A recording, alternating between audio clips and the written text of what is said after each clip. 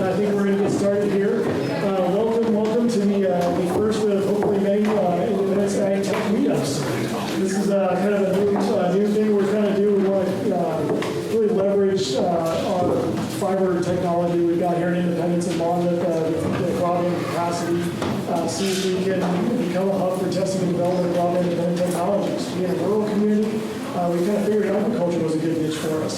This was kind of one method we want to create to try to make, at least we bring the sort of two worlds together, the tech world and the ag world. A lot of times there's not a lot of crossover and there can be a lot of business opportunity. Hopefully that was business opportunity with occurring here in Independence. So I think before we get started with our speakers, I want to just kind of go around the room real quick and have folks introduce themselves. You can just say who you are, where you're from, whether that's an organization or just a interested resident. Be interested to have you. So I'm Sean Irvine. I'm the Economic Development Director for the City of Independence. I'll give you a better later. Sure, all right. My name is Kenji Sugahara. I'm the Chief Executive at Racend. I actually live in West Salem. And if you see a drone flying over your house and peering at you, that's not me. I'm the Chief Technology Officer for Racend, and I live in Lumen, North. And I have to apologize, we're going to do most of this probably just yelling because we don't have wireless mic.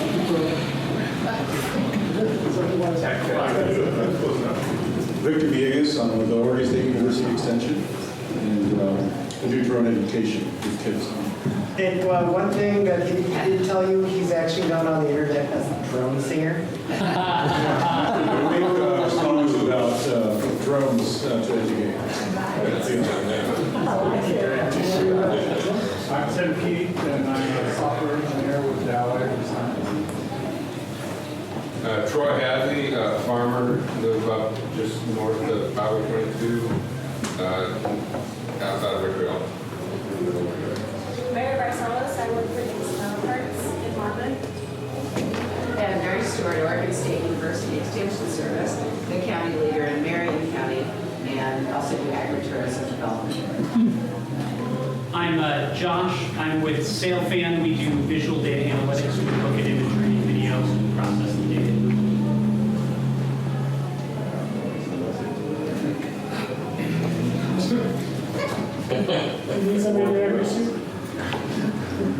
I'm Terry Brisky, and I'm just here as a guest of him. She's my wife, and that's what the standoff is about.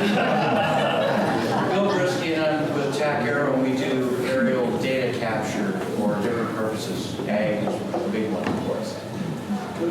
My name is Cody White. I'm a local farm just over here in Rickreall. We do trucking, basically anything ag. And I'm Susan Bustler, and I work with Oregon State University here in Polk County. I'm a county leader and also coordinate the Oregon Youth Development Program. I'm Michael Hagan. I have a few acres that I ran out south of Independence. I tinker with. I am gas analyst, image processor, and all that. I'm Dan Byrne with Emerging Tech Accelerator. We try to get new precision ag technology after the show out to growers.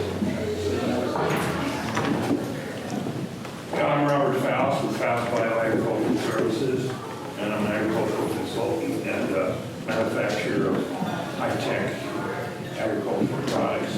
We're about 3 miles south of town. I'm Marcus McCardle. I'm born and bred from Independence. I'm currently at the University of Oregon, about to graduate this term, and my major is planning, public policy, and management. My name is Marshall Guthrie. I work with the Western Oregon University as well with the City of Monmouth as a counselor, and I'm just here to meet some folks and learn about what's going on. We're aiming for presidency of Independence. I'm John McCardle. I'm the mayor of Independence, and I'm the guy who gets to approve that you all get beer.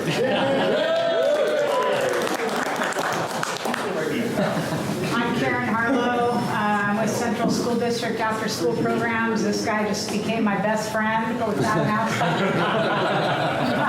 Nice to meet you. Thank you. And I'm here, Sean Irvine gave the invite. I'm really interested in giving the opportunity for our students opportunities at every level in the schools to learn from all of you. So that's why I'm here. Thanks. So I'm Joel Fisher. I'm with Verizon. I'm an innovation specialist for the West Coast, and I help cities take advantage of new and emerging technologies. I'm Jonathan Stroud. I'm with Verizon as well, and I cover the state of Oregon and the government side and anything data related that is needed. I'm Andy Center. I'm an Oregon State University microbiology student, but I also like machines that fly. They're pretty rad. I'm Jen Center, Chief Operations Officer with Insight Incorporated, which represents the local workforce board for the Mid-Valley. I'm Marilyn Morton, and I work for MyNet as the office administrator, and MyNet is your locally owned provider of data, video, voice, and we offer up to a gig. That's awesome. My name is Charles Anderson. I'm a software developer. I also happen to own some land out west of Monmouth, and so I'm certainly very interested in technology and also farming, and would love to find opportunities to combine the two. I'm Richard Beckwith. I work at Intel in the in Intel Labs, the sort of advanced research part. I'm actually a psychologist, nice otherwise. Do a lot of work in ag and tech, and I'm really thankful that I'm not the last person. I'm Jay Malik, and I also work at Intel. I work in the new technologies group and focus mostly on our educational electronics kits. I've been working with Sean for a while now, so, from up in Hillsborough, Washington. Great. Well, welcome to you all. I think it's a good cross section of the crowd here. And if you haven't been to a meetup before, really half the point is just meeting new people, interacting, talking to somebody you've never talked before, learn something new. So definitely, if you heard a name or a company or an idea that you thought was interesting, feel free to go and grab them at some point and chat it up. So now we can move on to our official program. First, I wanted to just let you know we had planned on having two different presentations. Unfortunately, my second presenter got the flu last night, so he was unable to attend. At least I told him not to because I don't want to get the flu. But in his stead, we still do have the folks from Area Ascend here. Pretty interesting company. They can also talk a little bit about what UAVs and what's possible with UAVs and UAVs in agriculture. I'm going to do read a quick little introduction here for each of the presenters, then give it to them to take away. So Kenji here is a graduate of Dartmouth College and the University of Oregon College of Law.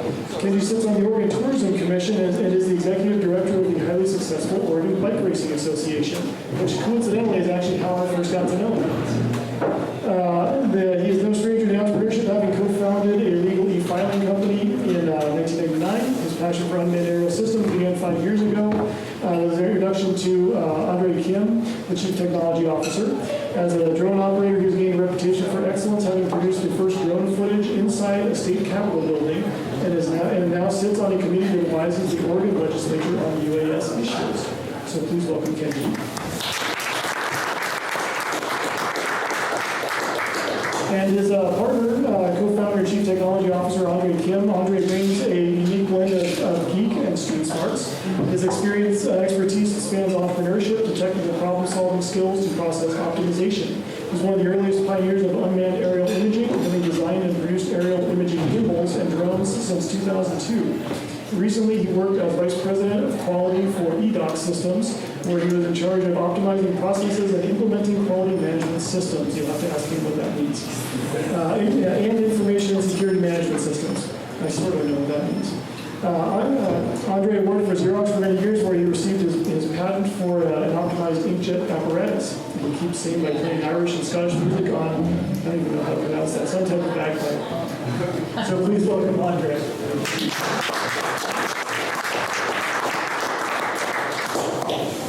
Thanks for that introduction. Although, one thing you forgot to say is, welcome fellow nerds.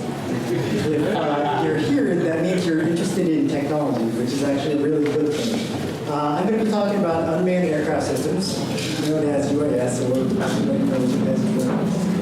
So, UAS at their core are really remotely piloted vehicles that have a lot of sensors built into them. Does anybody know what really made drones what they are today? No, close. It's your cell phone. But think about it. It's got accelerometers, it's got GPS, it's got a gyro, and that's what made drones cheap as they are and as ubiquitous as they are. So all UAS platforms are fairly simple when it comes down to it. There's an aerial platform, which is the airframe, motors, propellers, the power system, which is the power source and distribution, control systems, which is the flight control and radio control, and the payload, which are cameras, sensors, video transmitters. Those are confidential at the bottom, but it's not confidential, so don't worry about that. Here's some examples right here for you. Afterwards, you're more than welcome to just check them out. I just bought a couple DJI, so these are DJI Phantoms. Yes, one of them did land on the White House lawn, and yes, these are the ones who are usually getting in trouble. So, when you talk about drones, there's actually multiple types. The most common ones, which are multi-rotors, they can go from, there's 3, 4, which is the most common, 8, and it's crazy. There's ones out there that actually have 16, which is kind of nuts. I don't know how it stays up in the air, but they do. And then, of course, there's the fixed wing. Those fixed wing aircraft tend to be larger. Switch over that. They can cover longer distances, can stay aloft as long as 2 hours, can fly really, really high, even though they're not supposed to. The loss of power, not fatal to it. It'll just fly. One of these things lose power.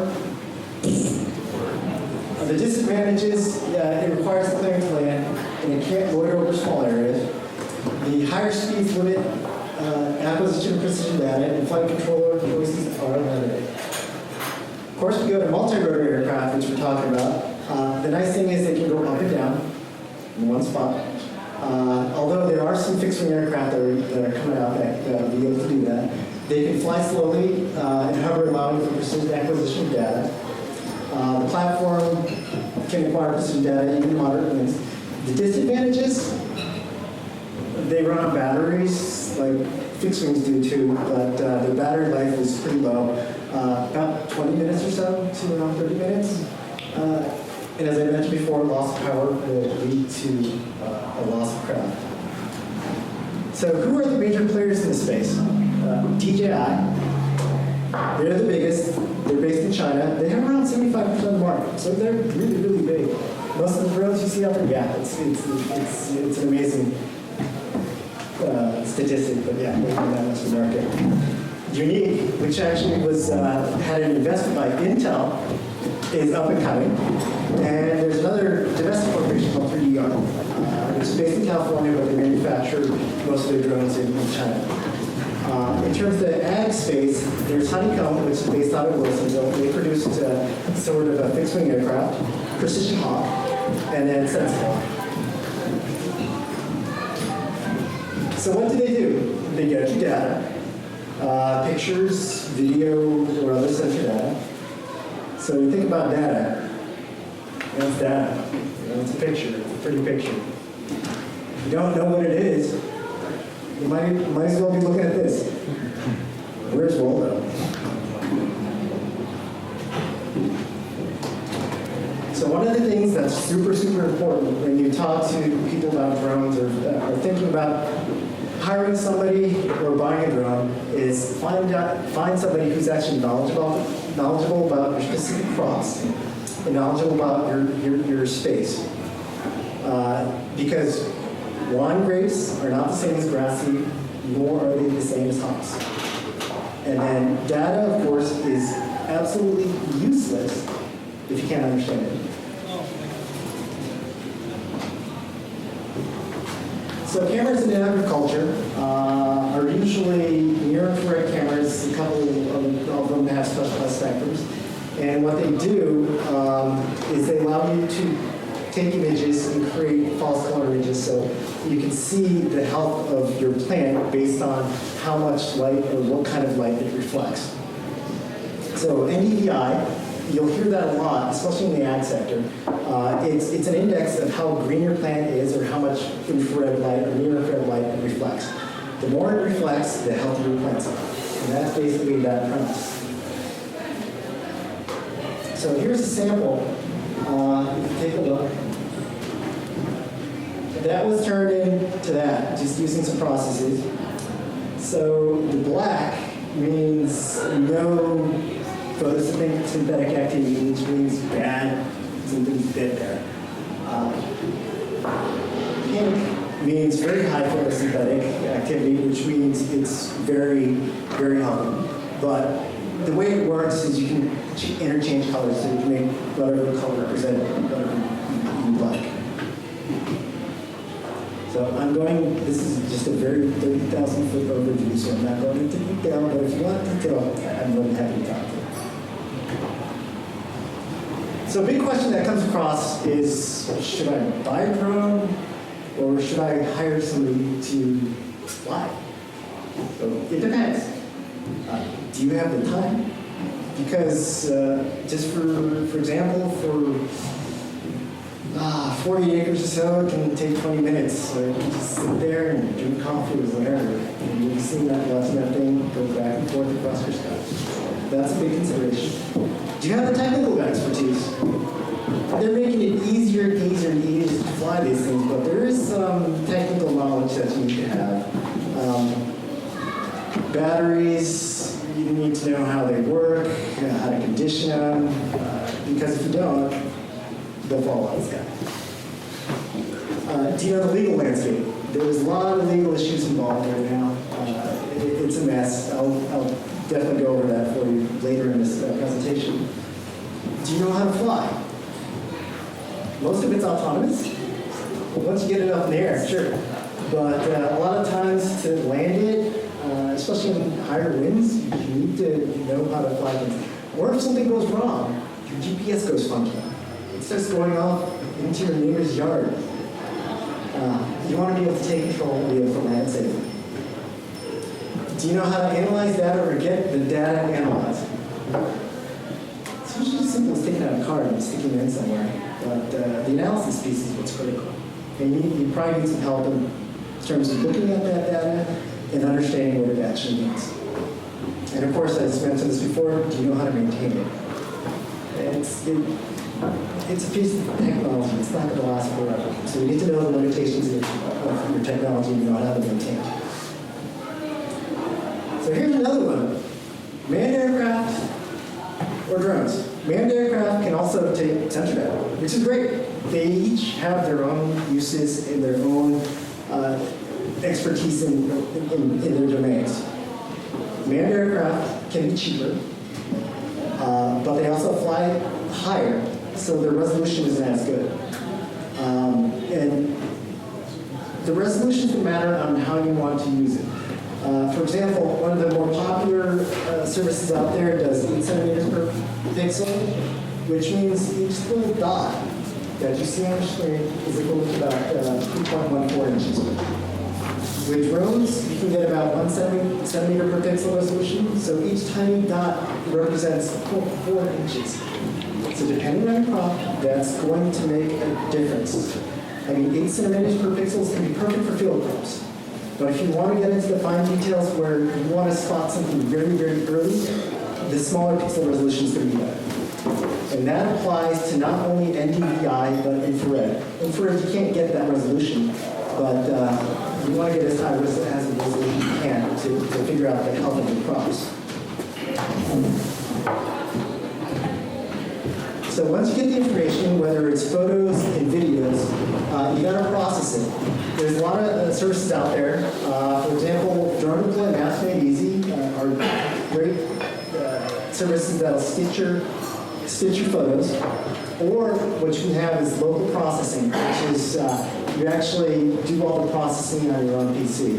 And those include AgTech and Pix4D. Those are two great software suites. So what should you look out for when making that choice? No matter whether you buy a drone or hire somebody, if they say they're going to give you instantaneous results, goodbye. That's not going to happen. We've seen processing around 2 hours on the low end. Most of the time, it's going to take 8 or more for each individual project. You're talking around between 48 and 80 acres.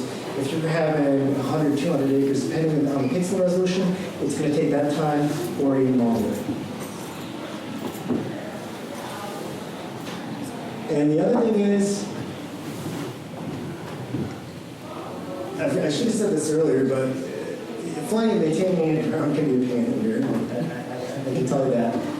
The one thing that you also have to think about too when making that choice is if you buy and you crash it, you're out a couple $1,000s or even more. Those units can, I have it later, but just this figure, they can range from about $1,000 for a decent one to $25,000 and higher.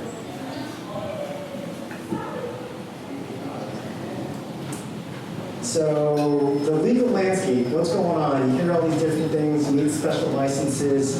The FAA requires a 333 exemption, which will allow you to fly commercially.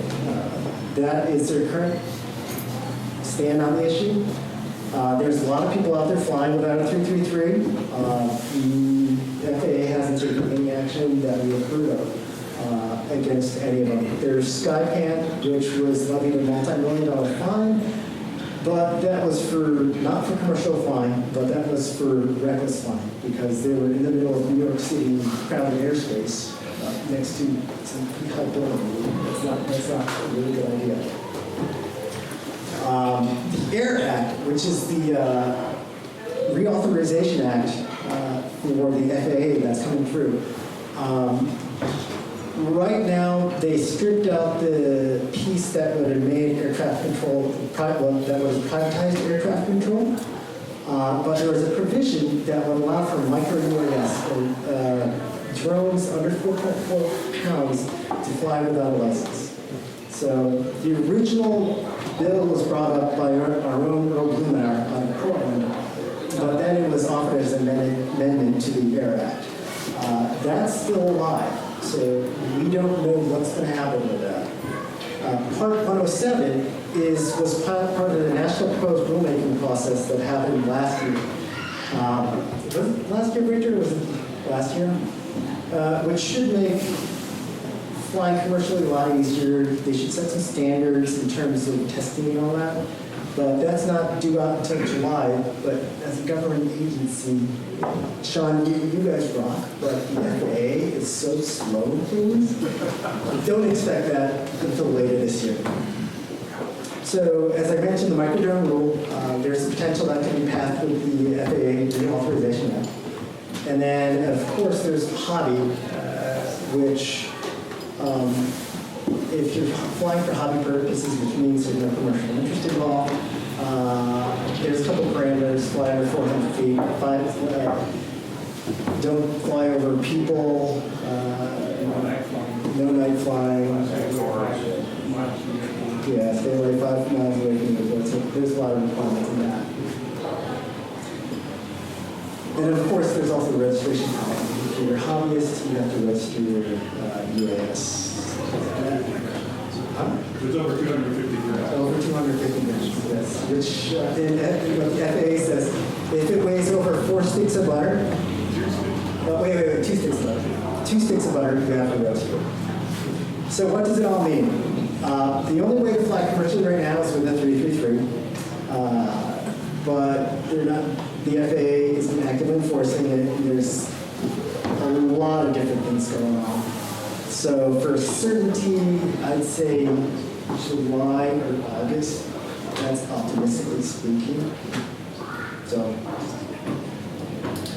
don't listen. Well, actually, listen to the news. There's a lot of good groups on Facebook that talk about the legalities of UAS and what's going on. Definitely join it and just keep your eye on that. So costs can be all across the world. Like I mentioned before, if you buy, they can be between $1,000 to $25,000, which was the Precision Hawk, and up. I've seen units go for $7,000 or more. It's like, wow. The Pix 4G software suite is $3,500 a year, or $8,000 one time. So that's for processing photos. Drone deploy is around $100 to $500 a month, depending on what sort of resolution you want, what sort of product you want. And then there's services out there that'll come out. They will range. Some drone outfits charge $500 a visit. Some of them will charge between $40 and $100 per acre. There's a manned aircraft outfit out there that charges $40 per acre, and they will come out once a week over a season. So there's a lot of options out there. You should make your decisions based on what your needs are. So it's always talk to the people that you talk to, make sure they talk to you specifically about your crop areas, because that's what's important. Make sure that they have expertise in the field. If you want analysis from them, make sure that they've either partnered with a university or have somebody on staff who's very knowledgeable about your exact needs. So in summary, like I just mentioned, find someone knowledgeable about space in your crops. Sensor data can be useful if it is analyzed in a way that you can understand. Because of course, data is just data. It's just data. It's useful. And remember this, most expensive doesn't mean best return on investment. And as farmers, you know that's what's most important to you. You want to get a good return on investment. So at this point, Andre, do you have anything to add? Really, it is about value proposition. Part of the thing that we're doing right now is figuring out, working with the universities and getting partnerships to bring value propositions to the crop that we're interested in, to providing services. So make sure that you get good return on investment before you make sure that they have the referrals or the studies show that this is worth doing. Otherwise, what's the point? It's great technology, it's fun, it's interesting, but it has to make money, otherwise it's, right? I mean, that's what's important, right? And technology is rapidly changing. When I started in 2002, it was all man-controlled helicopter. It has gone almost to a autonomous, programmable unit only in the last year or two in a reliable way. I mean, it had changed so quick, and it's going to continue to change. And investing a huge amount of money into a gear, we expect to change rapidly, because that's how the market is doing right now. It probably slows down a little bit now because it's gotten fairly mature, but expect change and improvement continuously for the next 20 years. And one other thing I forgot to mention is, especially with unmanned aircraft systems right now, they cannot fly beyond line of sight. So if you have a large property that spans hundreds of acres, you can't fly that acreage in one shot. Because under FAA current regulations, you cannot let that UAS fly under line of sight. So that's a regulation. It's about 30, 40 acres. Yeah. Yep, for 30 or 40 acres. So that's an advantage of manned aircraft right there too. So at this point, anybody have any questions? John, am I booted off the? Yeah, we're doing, since we don't have another speaker, we're doing fine. Do you want to talk a little bit about what your specific business and what you guys are looking at doing, or? Sure, I'd be happy to talk about it. All right, my spiel. So AgTech provides aerial imaging, near, infrared, and optical data. We've partnered with OSU and we're working on creating our analysis. So we're limiting ourselves to vineyards and hops because we have special technology that we're working on that looks at vertically growing crops. So we can get the health of the entire plant. Grass seed, wheat, those things, we haven't really been approaching that, but there's a lot of providers out there who definitely look at that, especially the manned aircraft and fixed big swimming pool. Those are probably better because they span some hundreds of acres. So that's our main focus, at least. And we're doing some pilot projects looking at whether we can detect problems, so water stress, and also, for example, if there's any mildews forming, and seeing if we can actually spot that early on, because it hasn't proven that it can be spotted, but we're undertaking studies to see if we can do that. Yeah, that's what we're doing. So how do you interface with the university and with the ag folks where you're actually doing the testing? The first piece was I was very fortunate enough to sit on the like as Sean mentioned, the group that revises the legislation on the drone issues, and from there I met one of the folks who's involved in UAS projects with the university, and from there I was introduced to some of the people in crop sciences. We're actually in the middle of developing some of the memorandum of understanding with some of the USDA folks down there too. So we should have that complete in the next couple of weeks. And yeah, that's the biggest thing, is just getting to know people, reaching out, talking to people, because that's probably the most important thing in terms of creating those relationships to be able to get that information. No geek question? Do you want me to fly this thing inside? From what you're saying, see, I used to do aerial photography when I was a pilot. Yeah. Agriculture. Testing qualified components. I've been there, done that. So, but what it sounds like is that the manned aircraft is really going to go. Considering all the negatives you present. It really depends. It depends on. In other words, if you got the sensors, you can update it from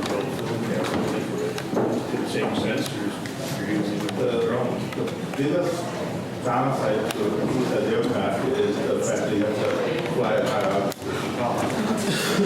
And minimum of 400. Well, I guess the rural area, because we can do process, we make it go below. So that is a possibility. But labor costs and the first flight time cost go up, right? And I'm not sure about the cost of the operating airplane. I believe it's $125 an hour or $10 that's at least from PPE. When you're trying to learn to fly, that's what costs you about $22 per hour for flight time. But I guess if you own your own aircraft, then it would be lower. So I mean, there is probably possibility you could take a full size and install the proper equipment to gather some of these information. It's just that it becomes cheaper on offer for a certain size, right? That's good. And the reason is not always right. So the other thing is this, right? Aircraft is flying at low altitude, unless you're talking about a ultralight, you're flying at 67 miles an hour. So if you're flying at under 400 feet, let's say, for example, the fact you're flying so fast over the land, then you need this motion blur unless you have a really high speed camera. And then with your sensors that we're using to change the respect images, you cannot have a really high speed. So there is certain technological risks involved that I haven't really studied very hard on this using Minecraft because of the fact that there is a bigger cost per se, but something to look into. And it's flying at 400 feet, 40 miles an hour. That's a piece of cake. Which your next time? So another thing is that there is an admitted aircraft out there that we do survey for around $40 per acre. That's something I mentioned. And what they do is to bring the cost down, they take a bunch of customers at the same time and fly once. That's how they do it. They fly at the same time. So they get a little lower retention than the basic interpretation. Yeah, I can speak personally to that. It's we fly manned aircraft and we do a lot of crops at the same time, the same flight. So if it's enough, we can get price below $1 an acre. And and flying at 500 feet is sub-inch. So 500 feet is our minimum, and but we get 7-inch data, and it's not blurred, it's really crisp. So it just had and it's using technology that's designed to go on UAVs. So it's all state purpose-built technology. So we're crossing over really well. Yeah. You know, you can actually have sort of a mixed platform too. So you can have an aircraft do a quick sweep over the field, and then you just spot something and send it out of UAS. And it's for details. For detail analysis. Right. I think it's perfect to use UAV for testing and research. It's perfect because you can see it, and you see really, really close. And I think it's a great opportunity to also explore looking at the cruise, because that's where we're going to use UAVs. So maybe for someone from LSU, but think about, let's say with rates or whatever, how do you think about, what do factors take to consider the timing and frequency of doing that?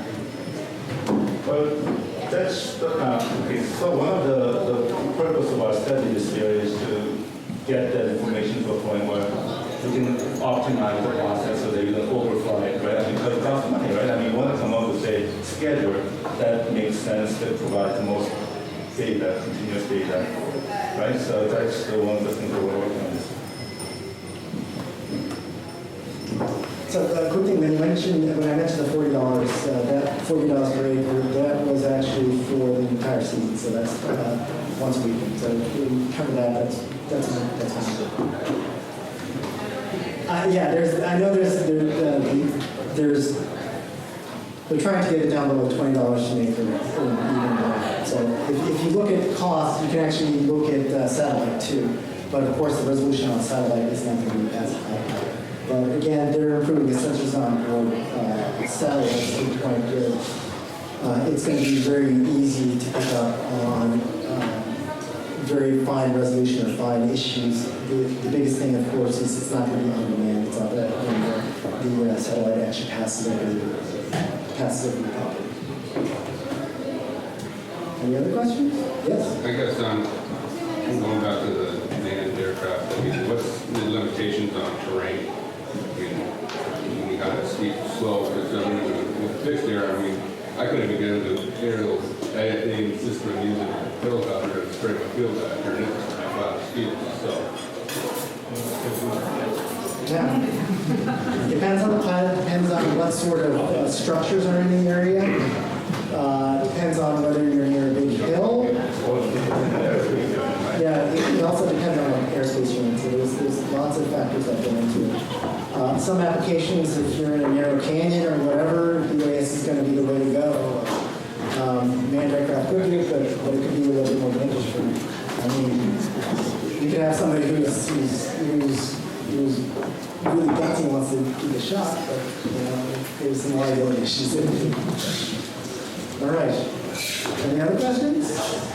Something about spraying earlier, as we were setting up, you mentioned that there was What's really neat about the data these days is whether it's being gathered by sensors on the field or through the use of UAS or through the use of manned aircraft, it's gotten to the point where they're actually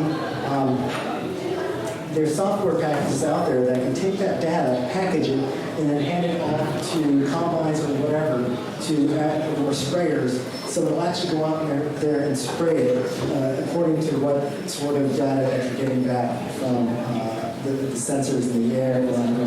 So that's really what precision agriculture is about finding trouble spots so you can apply the right amount of inputs, whether it be fertilizer, whether it be water, or any other chemicals that you need to do, and spray it appropriately, because a lot of places overspray right now, and Oregon, of course, has a reputation of trying to be healthy and green, and a lot of places are trying to go organic and try to reduce their inputs, and this is just a tool to be able to do that. Like Andre mentioned, Aldrin mentioned, sensor data is sensor data is sensor data. Whether it's coming from a manned aircraft, or unmanned aircraft, or on the ground, it's just data. And unless you have somebody who understands it, it's useless.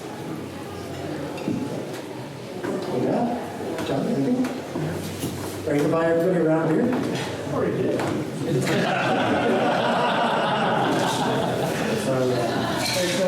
let's get ready.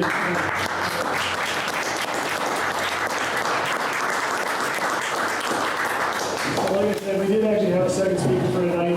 Didn't work out, unfortunately, couldn't be able to make it. So, more time for having beer, having dinner. Can I give a plug in? Yes, what do you want to do? So, I just like to plug. You get the microphone. All right. So I'm also part of the leadership team for UAS and Agriculture Learning Network, and it's a bunch of UAS and ag researchers across the land-grant universities in the U.S. that share information. We have webinars every month. We put information up, so you can look us up. In the website is learnuasag.org. We also have a Facebook page where we put a lot of news and information on there. So look us up if you're looking for more information. Oh, I do have something. In the meantime, is that thing okay to fly inside? Yeah, I don't have the controller with me, but yes.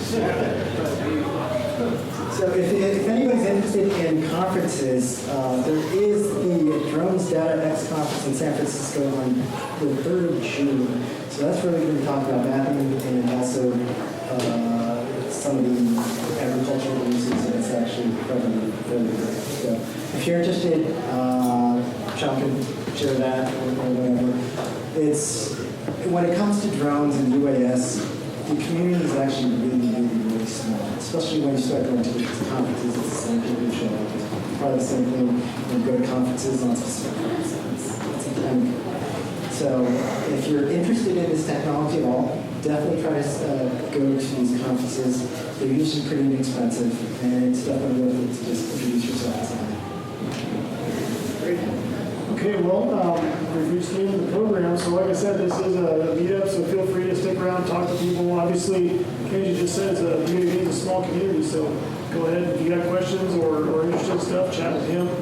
Chat with some of the other folks in the area because they probably know people who'd be interesting to know as well.